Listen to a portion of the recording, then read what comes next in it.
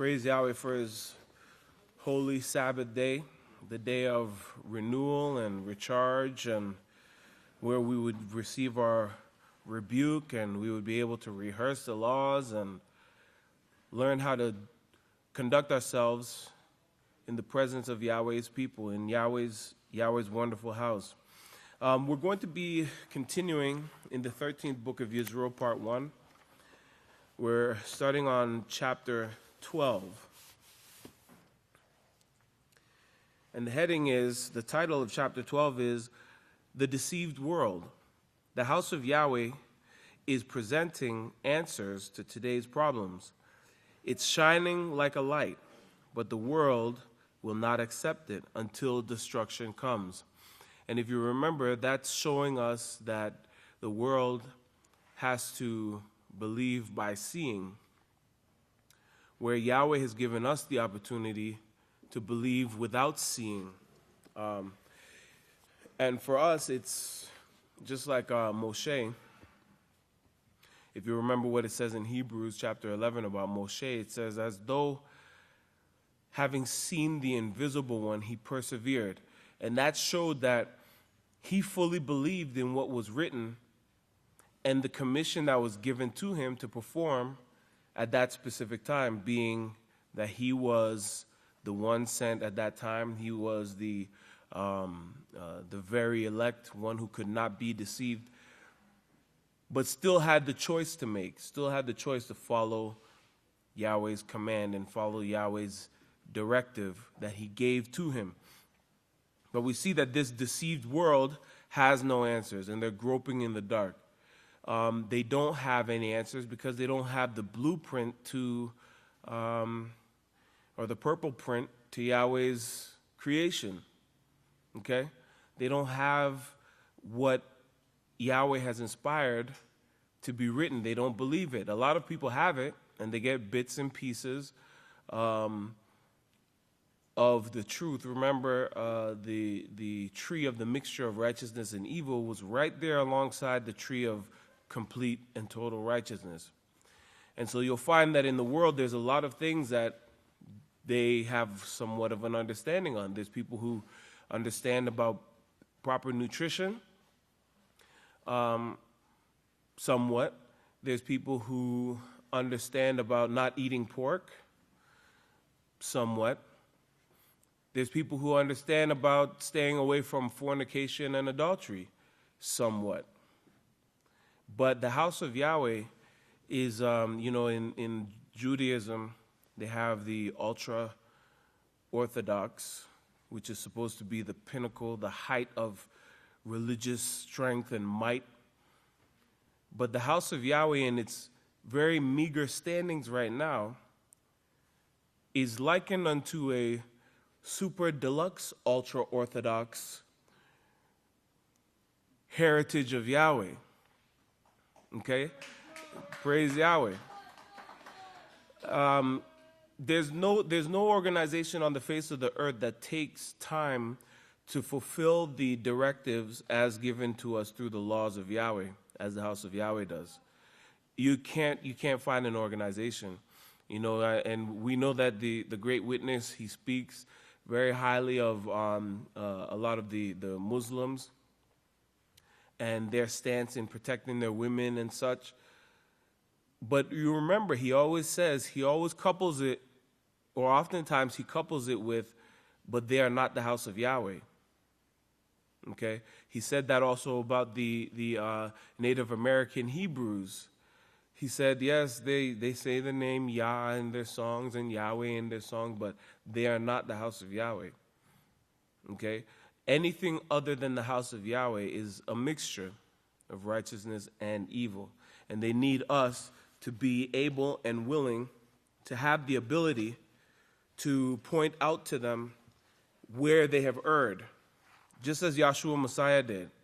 He pointed out to the Sadducees, Pharisees, and Essenes where they had erred. Okay? But in these pages here, we're going to be covering a few things. Number one is the beast's way is crumbling. Okay, you'll look at, like, for just an example, the U.S. government created Al-Qaeda when they were using Al-Qaeda in order to fight Russia. The U.S. and now you find that the U.S. had to actually go back and start fighting the very organization that they created. Saddam Hussein was put in by the U.S. The Ayatollah Khomeini was put in by the U.S.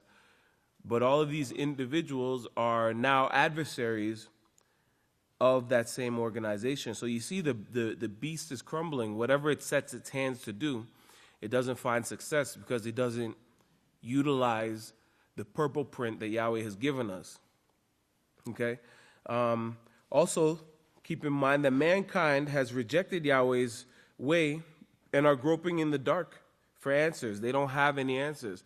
That's why the scientists have come up with, the super microscopes that can delve deep into your genetic code, and they're trying to map the human, they have mapped the human genome, and all of these things are done because they're groping in the dark. They're trying to find out how can we eradicate these diseases.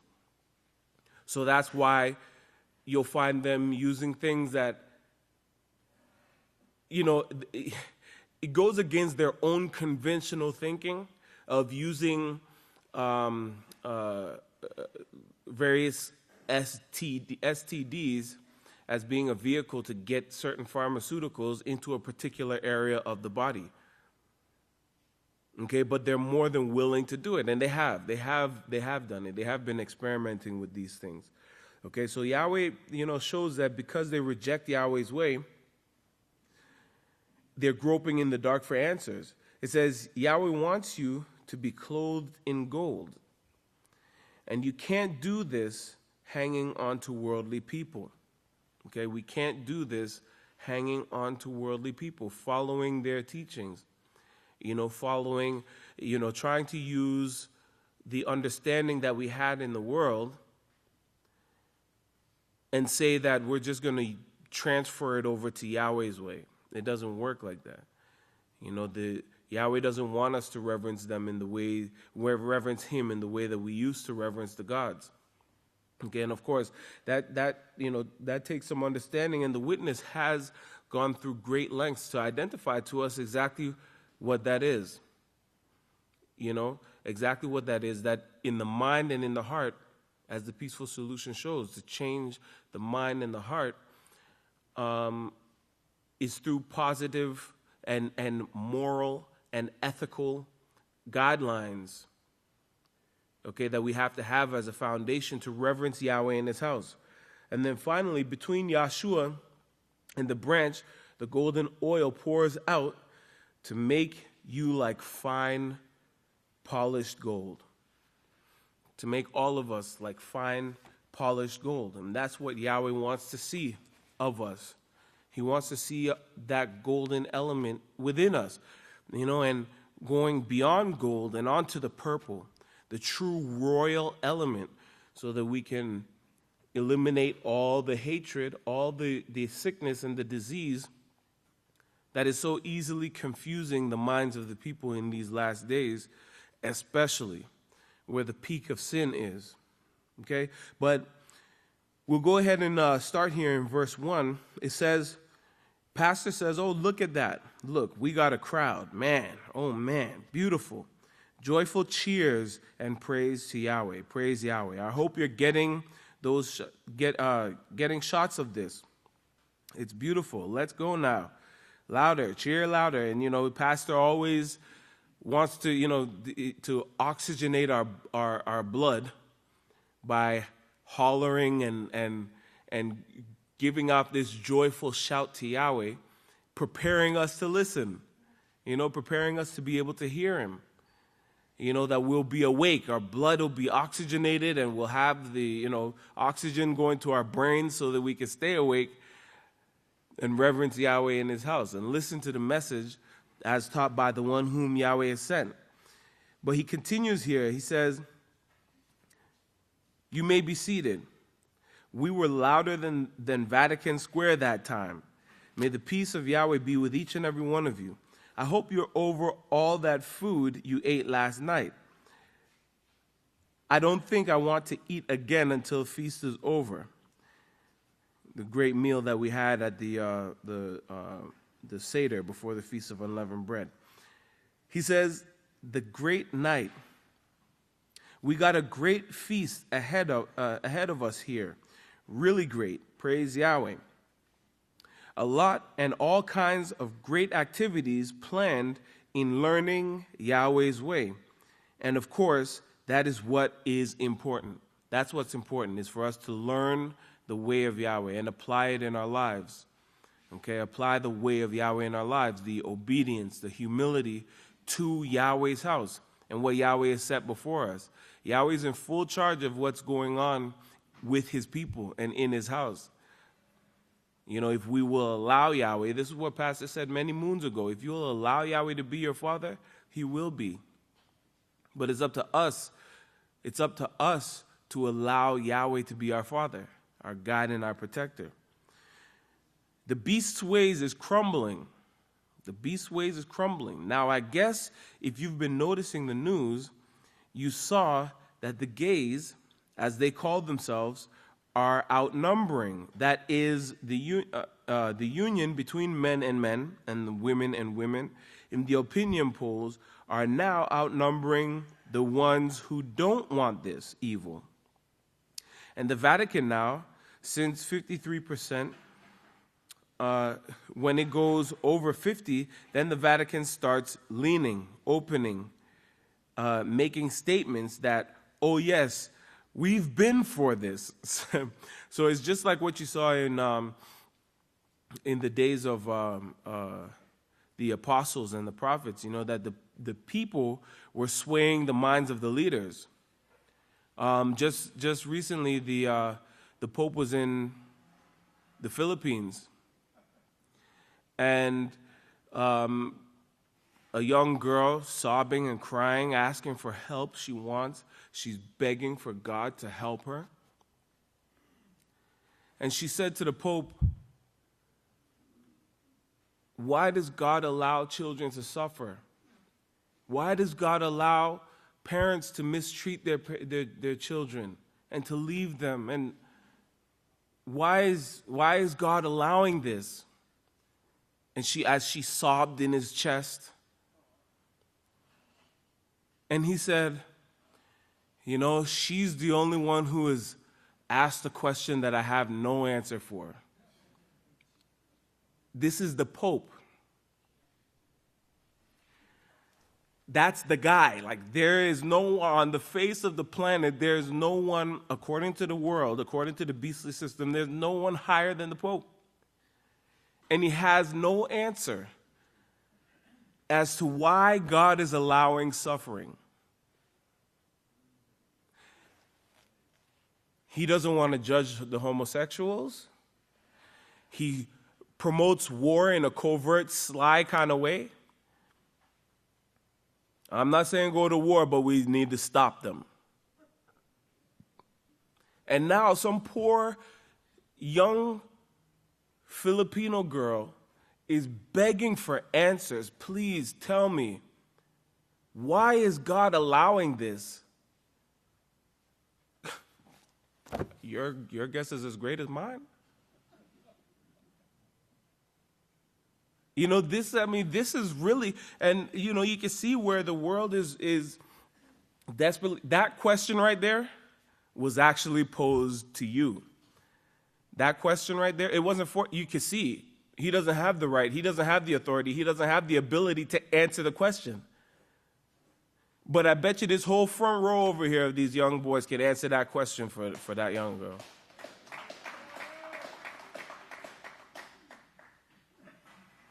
Without even batting an eye.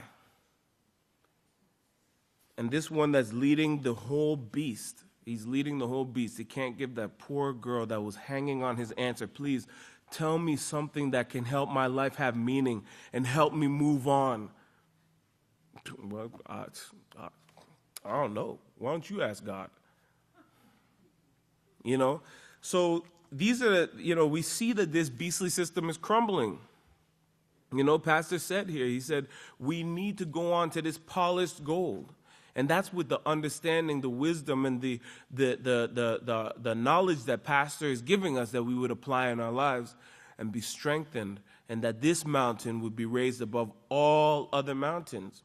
And it's going to be because of the understanding. The scripture shows us plainly that the knowledge of Yahweh will be your strength and your stability. The knowledge of Yahweh, as taught by the House of Yahweh, as taught by the great witness, will be our strength and our stability, and that's what we're looking for. Okay, but the Pope, as soon as the people start, going in a specific direction, then he starts to react. He's not a proactive, he's not proactive, he's reactive. And he uses the psychology that he learned as a Jesuit. He uses that in order to deceive the people. Okay, I'll give you another example. You remember? I know you'll remember this one. So the reporter said to the Pope Francis, "So are you telling me that only Catholics will make it into the kingdom of God?" And the Pope said, "No. God is not a Catholic. He's universal." Okay? And the reporter was like, "I appreciate that, thank you." You see, but we know the language. We know the language. Our proactive pastor, not a reactive preacher, okay, our proactive pastor has taught us what that is, universal. He taught us that already. We already know it, and that's our strength and our stability. The Pope can't come at us with that. God is not a Catholic. He's universal. And everybody was satisfied. Everybody was like, "Man, we're so glad that..." You see him, he was on Rolling Stone after that. Everybody was satisfied with that. Man, I'm so glad that God gave us the Pope. Okay, so these ways that that Satan is teaching, has taught him, because she is the author of all lies, and he's well trained in it. He's very well trained in it, but he keeps giving Pastor material. It's just like what Pastor said, she's trying to catch up on this material that the Pope just keeps throwing at him. Just keeps giving him this material to get after him about, which is great. His own people are starting to ask questions about him, and that's why he's starting to directly attack the House of Yahweh. That's why he's starting to directly attack the house of the great witness, Yisrayl Hawkins. Okay, but Pastor writes here, he says, not altogether, but to see how the reaction will be. So they as soon as something gets to 50% approval rate among the people or more, they wait to see, to see what the reaction of the people are, and then they jump in and start making their comments. Or Francis starts making his comments, Pope Francis. Okay? So it says, in this article here, this is a great psychiatry. This is great psychiatry. He says, the psychology behind this thing is all they study is psychology. They don't study the scriptures. But it says, Vatican top official on family policy has opened slightly to the possibility of rights of gay civil unions. Well, of course, it's been opened completely, and they keep it behind closed doors until it pops out with lawsuits. But now they're making out like they're leaning toward it. There's a slight possibility that this could be approved of. Okay, that's what the Pope is showing, that there's a slight possibility. And they start kind of just leaning in the direction of homosexuality, so that when someone says, oh, well, the Pope is for homosexuals, he could be like, no, I stand by Catholic doctrine. And then someone else would be like, well, the Pope hates homosexuals. He said, no, I just said that I can't judge homosexuals. So he could play both sides of the fence. These guys are very well trained. Verse 6, it says, if you notice the Supreme Court, it's far from supreme. But they call themselves the Supreme Court. They're back and forth on everything, depending on the amount of people and the amount of votes for it or against it. They're going to run with that. Whatever, it says whatever, the majority votes is, that's where they want to run. They're not at all supreme. They refuse Yahweh's way, so they refuse the true Supreme Court, which will take over the universe. Praise Yahweh. The gold. I'm glad to see the sermons on this gold. I understand there are many planned and many more planned beside the one that Kahan Shaul brought just now. I'm not going to bring a sermon on it because everyone else is bringing it, and I don't see any need in me having to cover that. There are a couple of issues that I do want to cover just slightly, but some of them have been covered. But you need to know, if you turn over with me to Psalm 45, you need to know what is actually shown here. King James Version was great in that. That's where I originally got it, and I got that King James Version down pretty pat in my mind, and it's still hanging with me. But I'll read you the King James Version here on the gold in Psalms 45, verses 9 to 13. If you go back to verse 6, you'll see who it is talking about, because they change his name. They changed it to King later, but it's actually Yahweh. There, who you can see, it says, is actually Yahweh there, who you can see they're talking about. Verse 6, thy throne, O Yahweh, is forever and ever. That is, you're the supreme judge.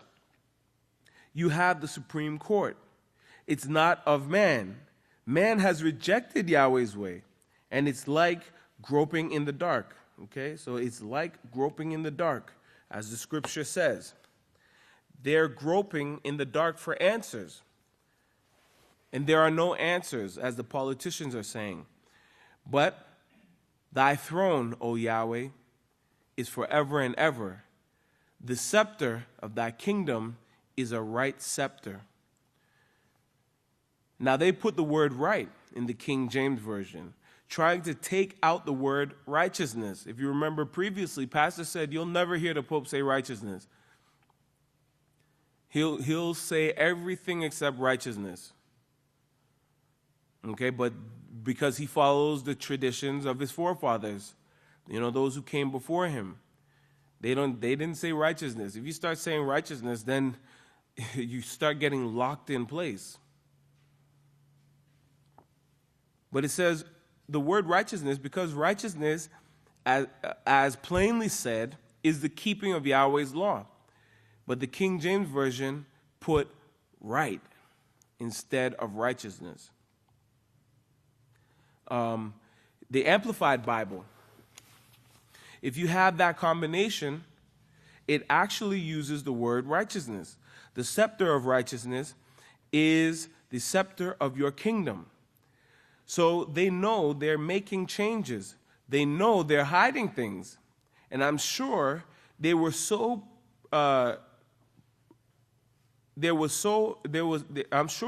persecution on the Amplified Bible. And the ones who put this out, because they do bring out quite a few things in there that King James Version doesn't. Now in verse 9, it changes the word Yahweh to kings. Kings. But that word, as all the worldly authorities show, is Yahweh. And they removed it from the scriptures. Verse 9, Yahweh's daughters, that's Yahweh's daughters, were among thy honorable women. Upon thy right hand did stand the queen in gold. In gold. I want to go through verse 13, but verse 12 says, and the daughter of Tyre, well, of course, that's wrong too, shall be there with a gift. If you notice, well, you can't notice in the King James Version, but it says they have a lot of italics showing they added a bunch of words. Even the rich among the people shall entreat thy favor. Verse 13, the kings, again, they removed the name Yahweh. The king's daughter, or should have been Yahweh's daughter, is all glorious within. Her clothing is wrought gold. She shall be brought unto the king, unto Yahweh. This is the prophecy now of you. She shall be brought unto Yahweh in raiment of needlewood. The virgins, her companions that follow her, shall be brought unto thee, shall be brought unto thee. Well, the correction, you have your book of Yahweh there, so you can follow with me on that. But the word king, it actually means Yahweh, as is shown by all the worldly authorities there. But Gesenius shows it. If you have a Gesenius, you can use it along with your Strongs and see that is Yahweh. The words in verse 11, your beauty, according to Gesenius, is to deck with, to clothe with gold. Beauty that should have been translated that way, to clothe with gold. And your course, the gold says, and of course, the gold representing righteousness, as the great Kahan Shaul brought out. Verse 11. Also, the word ruler actually means father. The word ruler actually means father, and the father, of course, is Yahweh. And then in verse 12, you see that the word Tyre, that there also, according to Gesenius, means Yahweh. So they substituted the word Tyre, or the name Yahweh, for the word Tyre. And they removed it and put the word Tyre. It says, the word, this is verse 21, pastor says, the words in verse 12, which say, come with a gift, that word, according to the Hebrew, let's see, according to Gesenius, means a bloodless offering. Okay, a bloodless offering. Come with a gift means a bloodless offering. And then verse 12, let's see, the Hebrew word minka is listed on page 854 of the Hebrew Gesenius Chaldee Lexicon by Edward Robinson, which shows this word means in the presence of or before, come before Yahweh. Okay, so all of these things are showing us that Yahweh is preparing us, that he's refining us and preparing us to be presented in his presence. Okay, to be brought into the presence of Yahweh. And all of these things mean that we have to hold fast. We have to hold fast to the way of Yahweh so that we do not forsake the way of Yahweh and therefore forsake our position or despise our position, wind up despising our position in Yahweh's kingdom that he wants so dearly to offer us. So everybody should rejoice and, look up because your redemption definitely draws near. And Yahweh has given us the tools. It's up to each and every one of us to take these tools to ourselves in order to be strengthened. And then, when you are strengthened, strengthen your brother also. Praise Yahweh. If everyone would please stand. I would like to present to you the great Kahan Bezalel Hawkins. Shabbat Shalom, everyone. Welcome to the Sabbath evening law class. You may be seated.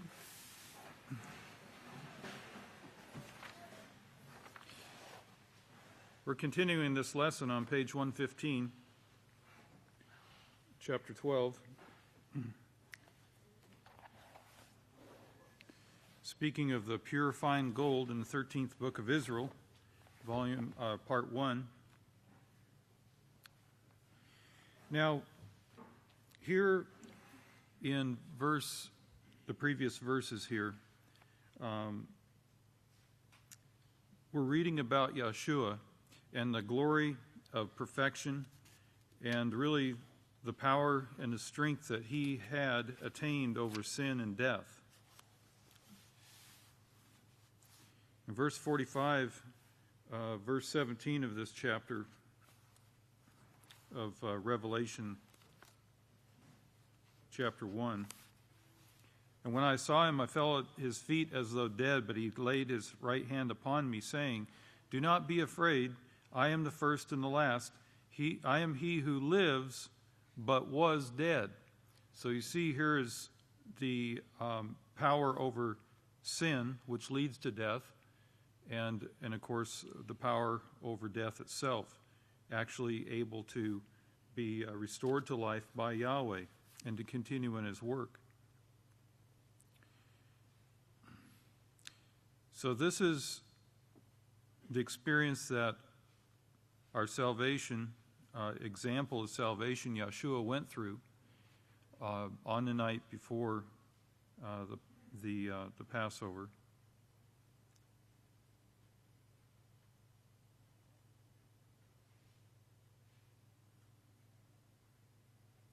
And he says, "And behold, I am alive forevermore." That is, he was raised from the dead by Yahweh. Hallelujah, Yahweh. "And I have the keys of death and Sheol," meaning the grave. And the keys are the authority and the power. And we can also see that power as the power to give knowledge or restrain it. Remember, Yeshua spoke in parables at times, but he also revealed great understanding and knowledge to his students, as we're taught today. He is judge over who lives and dies at this time. If you have the knowledge to give life and you refrain from giving that, then that person is going to die in their sins, because sin leads to death. And without the opportunity to repent and overcome and come to that perfection and make a free choice to live, they won't have life. So this knowledge that we're being presented with now is life to us. You remember in Hosea 4:6, Yahweh said, it's inspired to be written here, "My people are destroyed for lack of knowledge. Because you have rejected knowledge, I will also reject you. You will be no priest to me, because you have forgotten the law of Yahweh. I will also forget your children," Mr. Pope. That's your answer, part of it. "And the more they increased, the more they sinned against me. Therefore, I will change their glory to shame."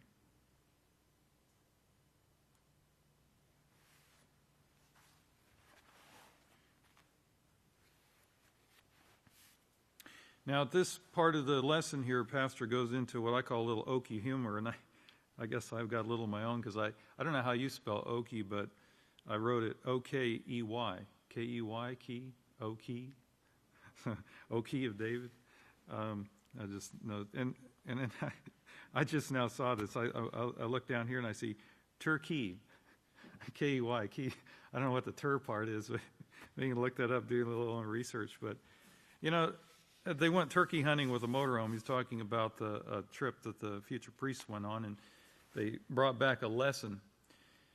But, you know, he uses this to illustrate the point of our governing authorities and how in Congress they're trying to get law in the books so you can't use but one motorhome per turkey, you know, or one bullet, you know, per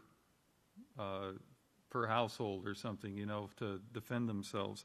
I think that's the analogy here. Is probably something to do with gun control, but because that's customarily what you use to hunt turkeys. But he's showing the confusion.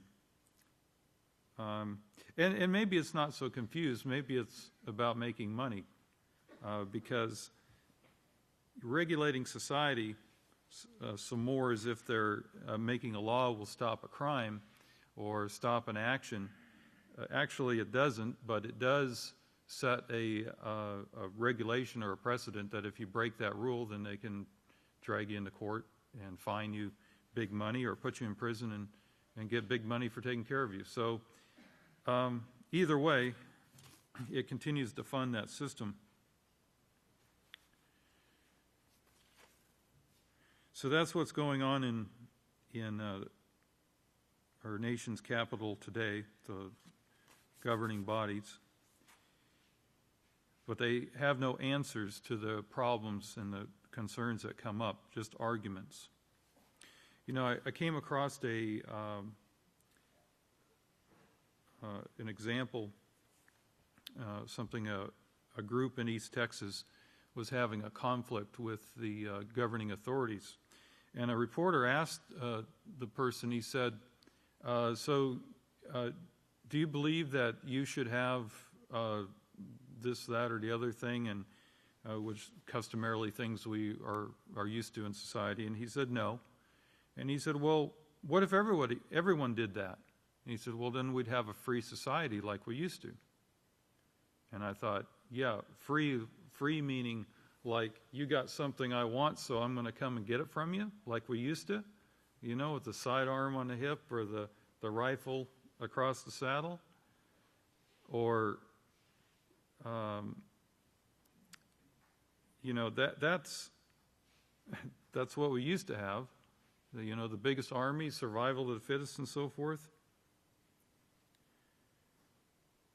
You know, it's free. If you think freedom is self-governing or self-regulation, not without the laws of Yahweh, you're not. You're just not going to be able to succeed at that. You're going to be at odds with your neighbor, and they're going to rise up against you one day, and there'll be conflict. So, and I know many people, you know, in that situation, they have a Bible, and they want to live by it. They also want to be left alone to do so. But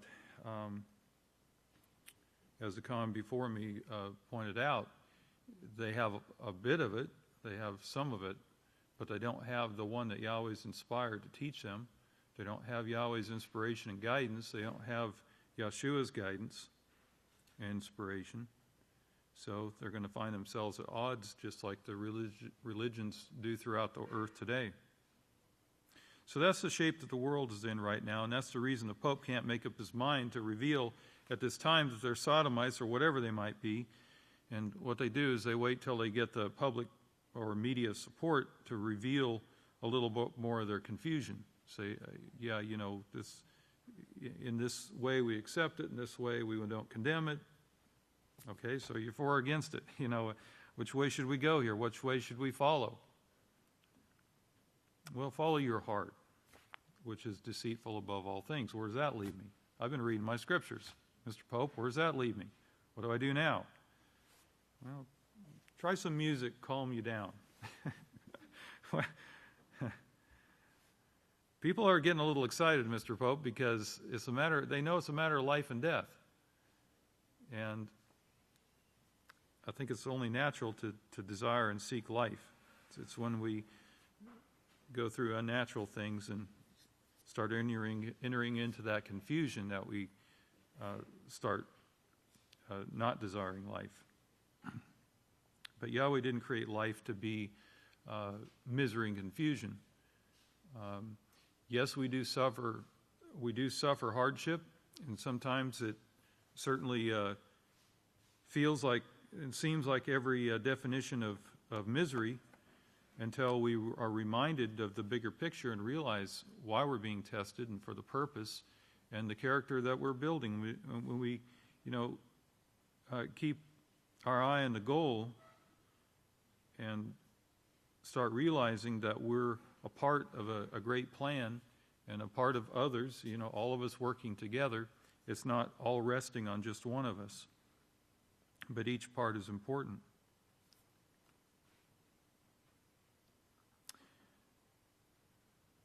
So we're teaching these things to our children. They're teaching it to others, and they're continuing to improve and increase in their ability to help others, to be a benefit to others.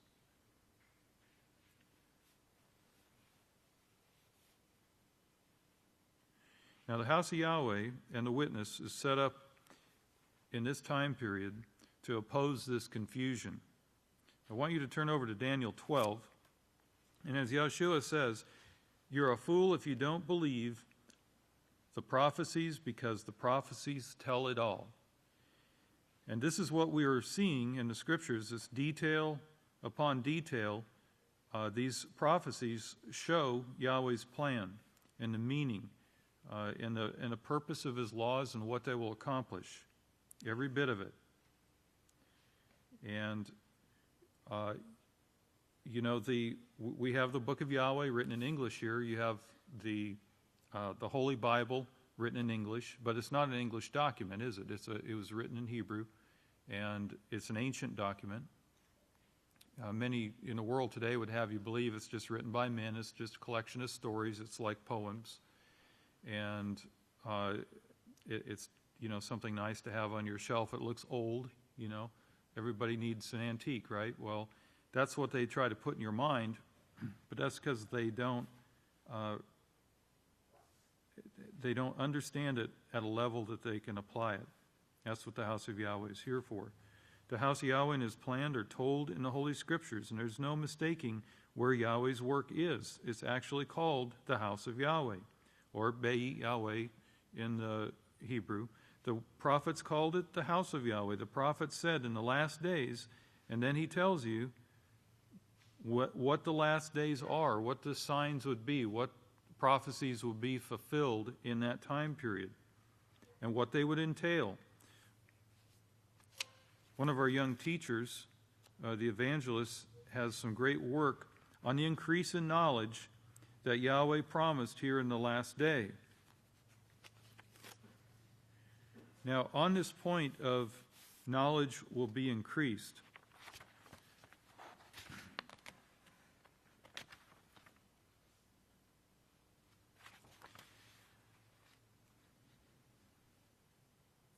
remember what I said about knowledge being either given or restrained? Well, Yahweh has allowed mankind to receive this increase in knowledge. And if you just take some time to think about it, think about how knowledge has been increased and what we've gained as a society from this knowledge, what we have as a society because of this knowledge. And if you're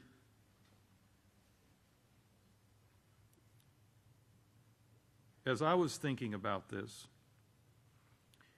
and I think I could make a pretty decent argument with about, or a line of reasoning with anything you come up with along these lines. When I look at what man has invented and discovered and developed in this increase in knowledge, first of all, I see that he is merely using what Yahweh's already given him, and he's applying it, arranging it, rearranging it in different ways, but reusing what Yahweh created. He's not coming up with anything new on his own, something completely different, okay? But he's continuing to refine it and to reuse it over and over. When you think of, like the other day, I saw something on an electric vehicle. Those are pretty new, right? Well, not so much. Cadillac early 1900s, 1904, 6, something like that. It had a range of 100 miles. And the man who built it wasn't even interested in electric cars. He was interested in the batteries he was fiddling around with, And it had 4 wheels, tires, 2 axles. And they drove it around like a buggy. And what do we have today? 4 wheels, we sit in a seat and steer it with a steering wheel. It's much more refined, much more developed, but basically along the same lines. So whether we travel on 1 wheel, 2 wheels, 3 wheels, 16 wheels, kind of traveling on wheels, right? We don't have instant travel yet. We cannot, about the only power we have over our minds is the ability to choose what we do with them. We don't have the power to, for instance, take a monkey and make him think like a man. We don't have the power to make ourselves capable of instant travel. But we do have enough insight into the subconscious mind to know that our minds or something within ourselves or something through us is making mankind capable of astonishing feats, of mental ability. You've seen examples of this in videos that we've seen here in the House of Yahweh about the subconscious mind. Excellent, perfect memories and think people can do amazing things with their mind. But we don't necessarily do that just at will. We can develop our minds and improve them, but we can see there's limits. But we can also see that there's great potential if those limits are removed. And we saw that in Yeshua when he had the ability to do those, we're used to hearing the term supernatural, but I believe preternatural was another term we used in the house at that time. But beyond what you would expect from a normal person with normal abilities.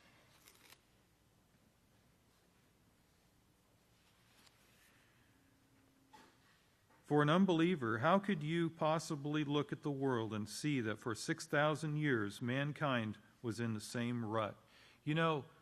Something else I've noticed with when they talk about religion, and I heard a comment recently about religions of peace, and they made a comment, well, there's only one who's maintained a consistent reputation of a peaceful existence. And I'm like, I never heard of them. So I looked it up, and they date back to like 300 BCE. And I just, come on, people.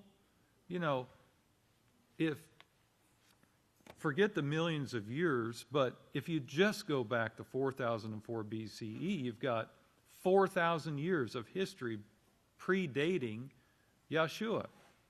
And we're pretty much aware of the last 2,000 years, but there's twice that much. What was man doing all that time? Surely we don't think they were wandering in caves.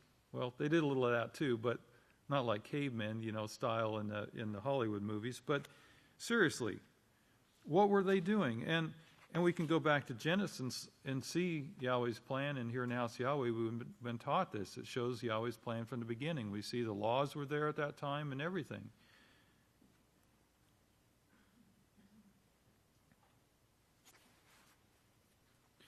There's a lot of things you can believe in, but if you don't believe in these prophecies, the inspired prophecies that reveal from Yahweh what's going on, you're going to be a fool because you won't have the benefit of this knowledge and this information. And then Yahweh says,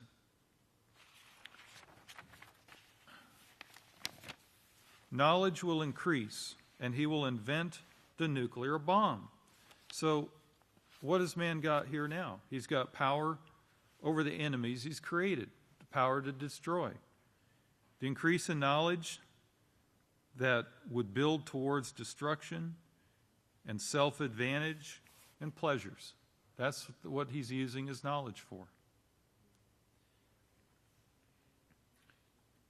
The kind of destruction like the nuclear bomb that can darken the sun. But he says knowledge will be increased at that time.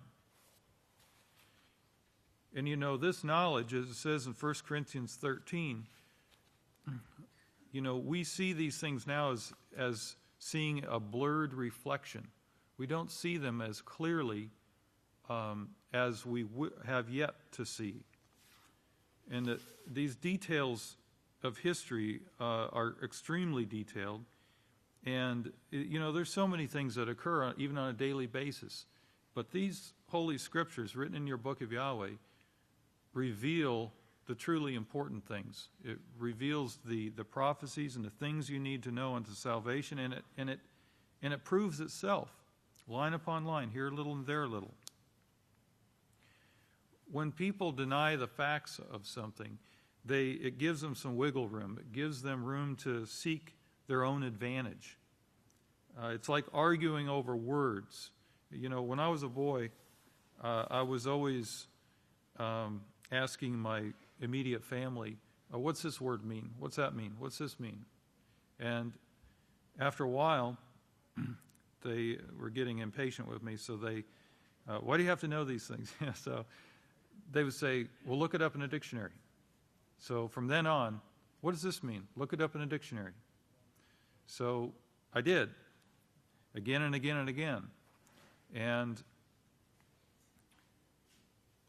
later on I found, I tried it on other people, and I would find people arguing over words, what one thing meant or another thing meant. And I'd walk into the conversation, and they'd be arguing over what this means. And one person was trying to make their point. The other person has said, no, you know, you use this word, and that means this. No, it doesn't, you know, back and forth. And so I'd walk in and say, well, look it up in a dictionary. Whew. Man, you'd think I'd just, you know, slapped them with a shoe or something. They both turned on me. You know, this occurred repeatedly. People would get really hot about that, you know, telling them to go get the facts so you can resolve this argument. Oh, no. They don't want to resolve it that way because they might end up in the wrong. They want it their way. You remember what it says in 1 Corinthians 13, where it says, love does not seek its own advantage. 1 Corinthians 13.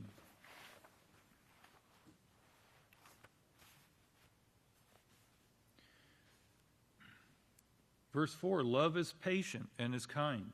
Love is not jealous. Love is not boastful. It is not puffed up with pride. Does not behave rudely. Does not seek its own advantage.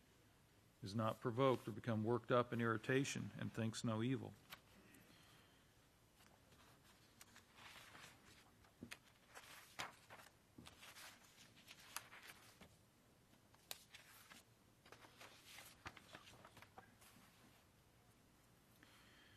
In Daniel 12:10, continuing here, many will be purified and made white. That word, and he's referring to the word white, and this has been brought out previously, that it actually means gold, tried and tested, purified as fine gold. But the wicked will do wickedly. And even something as simple as the Ten Commandments, the religions don't have a full grip on that, especially when it comes to keeping the Sabbath.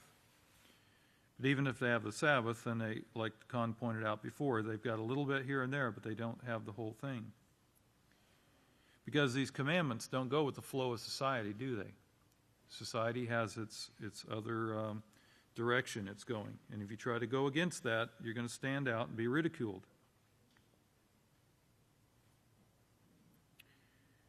Now, we didn't always have this book of Yahweh, but in the last days, the House of Yahweh is reestablished, and these words are put together. We started out the best of our ability, the best translation, and then as Scripture, interpreted Scripture, line upon line, here a little, there a little, precept upon precept, we finding these scriptures that agreed with Scripture according to the laws and the prophecy, were restoring and continue to do so, restoring the full truth and the teachings of Yahweh in the book of Yahweh. There were even books of Yahweh, but they were locked up in the vaults. This is before the House of Yahweh restored this, the original manuscripts, because they didn't want anyone to see the book of Yahweh. And who was they? They sit on the 7 hills. Revelation 17 shows they sit on the 7 hills, and they're also the leader of the kings of the earth. And of course, there's many sermons brought on that subject.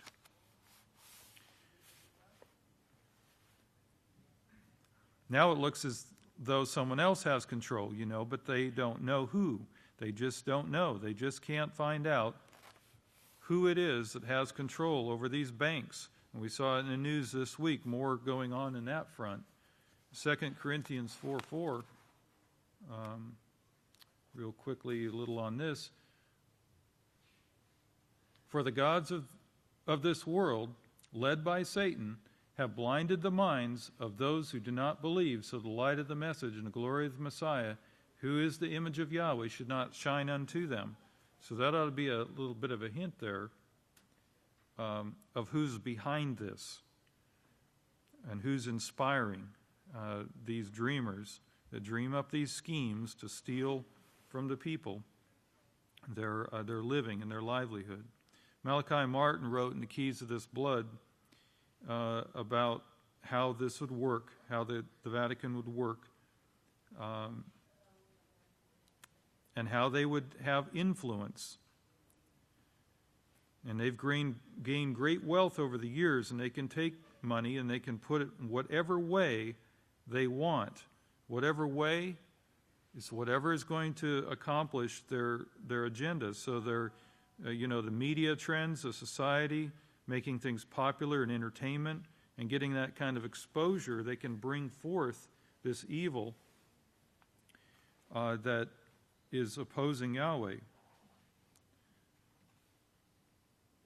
And Malachi Martin had continued to say that Mary is going to make war with anyone who will not accept her and who will not worship her or serve her.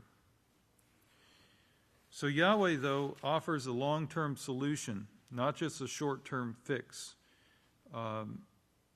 After these 12 tribes had turned back to God worship, they didn't turn to it, but they turned back to it, back to the gods that they had worshipped before Yahweh brought them out of the land of Egypt. But for us, we have to be consistent in proving to Yahweh. It's not just a one-time deal like, oh, I know I got my hand in a cookie jar and I stole a cookie. I didn't ask permission. But, oh, if you let me have a cookie this one time, Mommy, I won't ever steal again. Sure, son. You know how that argument goes. Yahweh wants to see us consistent. He wants to see us converted completely to his way so that we are the laws in everything we do. A consistent application of the law produces consistent results, and that's how Yahweh is bringing us to perfection. Well, we're going to change this world. But Yahweh shows here that none of the wicked will understand. And the wicked, those who became wicked when they forgot Yahweh and chose not to regard his knowledge.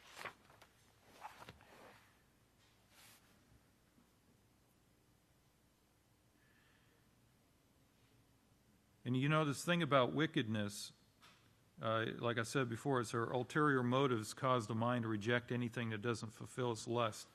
If we can get that on the screen, I want to show you something here. I just discovered this. If you Google a word and click the right buttons, they'll actually Google has a thing where they show the usage of words as they occur in the media, in books. They're written like if there's a movie out, there's probably a book written about it.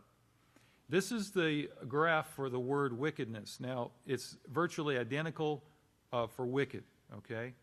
And what this shows is from 1800 to the year 2000, we see a steady decline in the usage of this word wickedness. It's just not used that much. And I can tell you from personal experience, I can really identify with this. If you look right here from 1980 to 2000, it just absolutely flatlines. And I remember thinking, when I graduated from high school in 1980, I thought the world has changed. It has definitely changed. I can see it. I can feel it. That's when AIDS started coming out. And I could see it with my own eyes. I thought, the world has changed for the kind of sin and iniquity I've never seen before. And then it started increasing around 2000. And you know what I remember? Now people say, "Oh, that's wicked," meaning in a positive sense. It used to mean evil, sin, and iniquity. And now it's come to mean playful, mischievous, excellent, and even wonderful. Maybe I'll speak more on that sometime when I get opportunity. But Yahweh didn't call us out of this world unto death, brethren. He called us out of this world to receive an everlasting position in His kingdom, and that's what we're working for. All we have to do is just believe and follow it. And you do yourself well to do a study on that word belief. Get yourself a Strong's and look up that word believe and spend some time with it and reflect on that, because that's what's required of us. And in our belief, we will perform those works of righteousness that Yahweh desires, and consistently proving to Him that we truly desire His kingdom. May Yahweh bless your understanding.